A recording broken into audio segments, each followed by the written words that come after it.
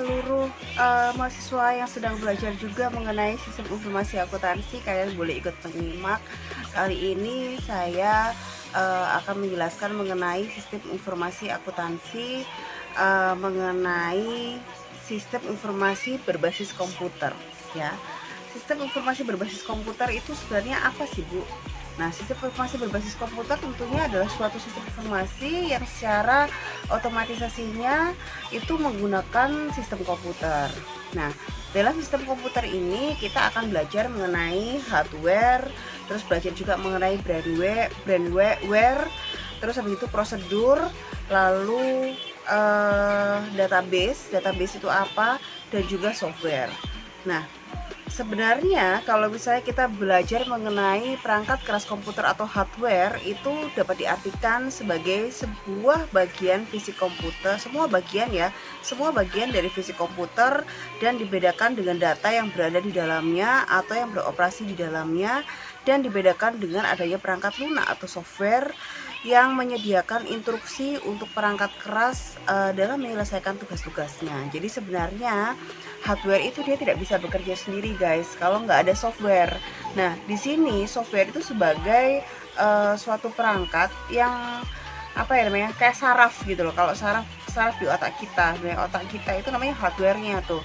Tapi otak kita juga tidak akan bekerja dengan baik kalau misalnya tidak ada perintah dari sistem saraf. Nah, sistem saraf ini itu adalah software, gitu ya.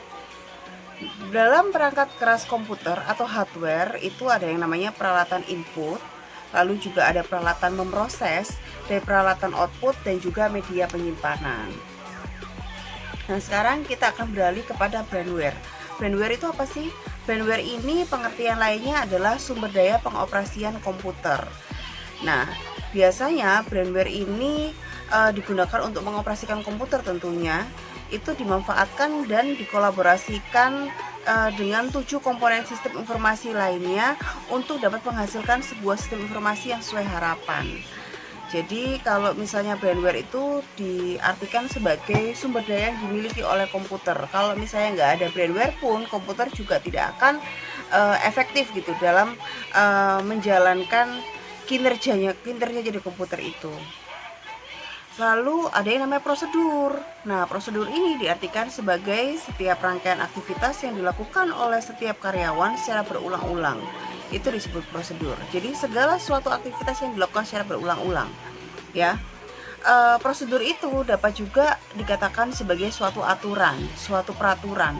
Jadi dengan adanya prosedur ini, seorang supervisor atau enggak atasan dari suatu staff itu dapat dengan mudah mengawasi segala suatu aktivitas yang perlu dan tidak perlu dilakukan oleh staff di bawahnya. Itu ya. Itu tadi adalah prosedur. Lalu sekarang kita akan menginjak pada database. Database itu apa sih? Database ini merupakan suatu kumpulan dari file-file atau kumpulan dari data-data yang dimiliki oleh suatu perusahaan. Nah, atau juga bisa dikatakan kumpulan dari file-file yang dari satu perusahaan satu sama lainnya itu pasti saling berhubungan. Nah, para ahli informasi merancang dan mengembangkan sebuah software yang digunakan khusus untuk melakukan pengolahan database yang disebut database management atau DBMS. Dengan menggunakan database management ini, tentunya pengolahan data itu akan jauh lebih cepat dan duplikat data dapat diminimalisir, ya kan? Sehingga menjamin kebenaran dan keakuratan. Kalau misalnya dalam akuntansi kita juga adanya database ini akan memudahkan kita ketika kita membutuhkan informasi yang lebih lanjut atas informasi besar yang tadinya kita buat gitu kan. Akhirnya dari informasi besar tadi kita membutuhkan informasi kecil-kecilnya. Misalnya kalian buat laporan keuangan, di dalamnya itu ada tentang piutang. Nah, piutang ini terdiri dari apa saja, piutangnya siapa saja, kira-kira customernya siapa saja, yang berhutang siapa saja, dan mulai kapan, terus berapa umur piutangnya. Nah, itu tentunya akan lebih mudah dilihat apabila ada yang namanya database. Nah, selain database, kita juga mengenal yang namanya software. Software ini disebut juga sebagai perangkat lunak komputer. Kalau tadi hardware merupakan perangkat keras, kalau software merupakan perangkat lunaknya. Software ini istilah umumnya itu digunakan untuk mendeskripsikan kumpulan dari program-program komputer yang terdiri dari banyak prosedur dan dokumentasi untuk melakukan tugas tertentu. Jadi yang tadi kita pelajari ada database, ada ada prosedur, itu tidak akan berjalan jika dia itu nggak ada softwarenya. Maksudnya tidak akan berjalan efektif, tidak akan terintegrasi satu sama lain jika tidak ada software ini. Nah, software ini ada dua jenis. Yang pertama ada sistem software dan yang kedua ada application software. Apa saja yang dimaksud dengan sistem software? Nah, kalau sistem software itu software yang menjembatani antara user dengan hardware melalui software aplikasi. Jadi kalau di sini yang namanya software itu tidak akan berjalan jika tidak ada sistem software ini. Dia nggak akan ngecun dengan hardware yang dimiliki oleh komputer. Sedangkan kalau kita berbicara mengenai aplikasi software, aplikasi software itu merupakan aplikasi software yang langsung berhubungan dengan user atau yang berhubungan langsung dengan pemakainya. Software jenis aplikasi software ini biasanya dirancang untuk mengolah data yang secara langsung digunakan oleh pengguna. Salah satu contohnya apa? Salah satu contoh yang misalnya erat kaitannya dengan kita adalah aplikasi Microsoft Word, Office, terus habis itu AutoCAD, mungkin kalau kalian suka menggambar, atau enggak Corel dan lain sebagainya. Itu merupakan aplikasi software. Nah, di sini setelah kita mengenal namanya software, kita juga mengenal namanya infrastruktur teknologi informasi. Infrastruktur teknologi informasi ini tentunya ada dua pendekatan ya. Yang pertama pendekatan teknologi dan yang kedua pendekatan service cluster. Nah, berdasarkan pendekatan teknologi, infrastruktur teknologi informasi ini diartikan sebagai sekumpulan hardware dan software yang dibutuhkan untuk mengoperasikan sistem operasi dari perusahaan. Sedangkan pengertian infrastruktur teknologi ini berdasarkan service cluster itu dapat diartikan sebagai layanan yang dapat diberikan oleh hardware ataupun software yang dimiliki oleh perusahaan tersebut ya. Nah, di sini layanan infrastruktur dari teknologi informasi itu misalnya adalah pertama komputer platform, kedua service telekomunikasi, terus yang ketiga ada aplikasi software service, terus 4 ada physical facility management service, lalu IT management service dan IT standard service, lalu IT education service dan IT research and development service. Jadi dalam layanan infrastruktur teknologi informasi ini suatu teknologi informasi itu sudah dipecah-pecah berdasarkan manfaatnya. Nah, di sini selain kita mengenal infrastruktur teknologi informasi, kita juga mengenal yang namanya pengendalian internal dan security measure.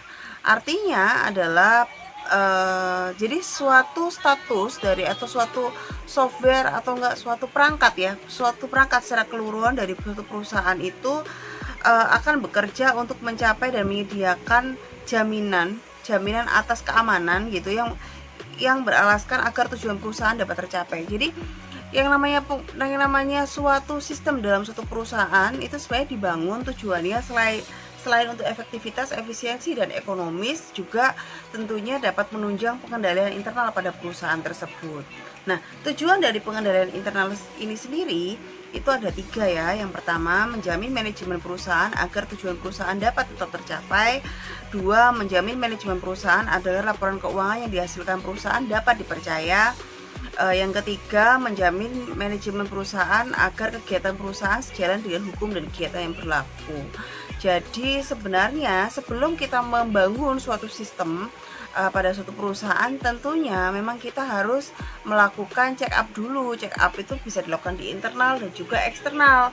Dimana kalau di internal kita melihat dari SOP perusahaan, aturan yang berlaku di perusahaan, sedangkan secara eksternal kita melihat aturan yang berlaku di luar perusahaan. Misalnya seperti peraturan pemerintah, terus habis itu bagaimana supplier kita, bagaimana kondisi customer kita dan lain sebagainya.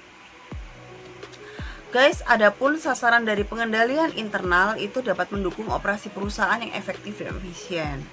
Terus laporan keuangan yang dihasilkan itu dapat lebih handal dan juga akuntabel. Terus aset yang ada di perusahaan itu dapat terlindungi juga dengan baik dengan adanya sistem pengendalian internal yang baik. Lalu pemeriksaan dan keakuratan dalam keadaan keandalan dalam laporan akuntansi. Ya, terus yang terakhir dapat membantu kebijakan-kebijakan manajerial. Maksudnya di sini adalah dengan adanya suatu sistem komputerisasi tadi itu dapat apa ya namanya?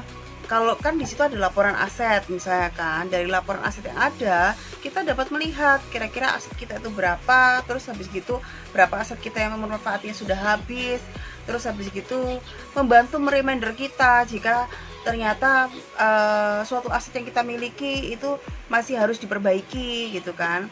Terus mengingatkan kita tentang pemeliharaan maksudnya. Terus bagaimana kebijakan-kebijakan yang sudah kita lakukan selama ini apakah sudah sesuai apa belum bagi customer, bagi supplier, bagi karyawan dan lain sebagainya, seperti itu. Nah, kalau kita berbicara mengenai apa saja komponen dari pengendalian internal, itu kita melihat berdasarkan COSO ya. Apa itu COSO, Bu? COSO adalah Committee of Sponsoring Organization of the Tradeway Commission. Nah, itu COSO itu memperkenalkan bahwa komponen pengendalian internal itu ada 5. Yang pertama mengenai lingkungan pengendalian, yang kedua mengenai penilaian resiko, yang ketiga mengenai prosedur pengendaliannya bagaimana, 4 mengenai pemantauan, dan yang terakhir mengenai informasi dan juga komunikasi. Jadi dalam COSO pengendalian internal harus mencakup 5 komponen ini. Lalu jika tidak bagaimana, Bu? Berarti pengendalian internal yang dilakukan oleh perusahaan berarti belum terlalu bagus, sehingga perusahaan memang harus melakukan pembaharuan atau melakukan improvement terhadap sistem yang berjalan agar pengendalian internalnya makin bagus sehingga menunjang efektivitas, efisiensi, dan ekonomisasi dari perusahaan. Baik guys, begitu saja yang bisa saya sampaikan. Semoga apa yang saya sampaikan ini sedikit namun berguna bagi kalian semua, dan bisa menjadi bahan pelajaran juga bagi kalian dan juga informasi gitu kan, sehingga kalian dapat belajar lebih mudah, meskipun kita tuh belajar dengan cara daring gitu kan. Baik, begitu saja dari saya. Wassalamualaikum warahmatullahi wabarakatuh.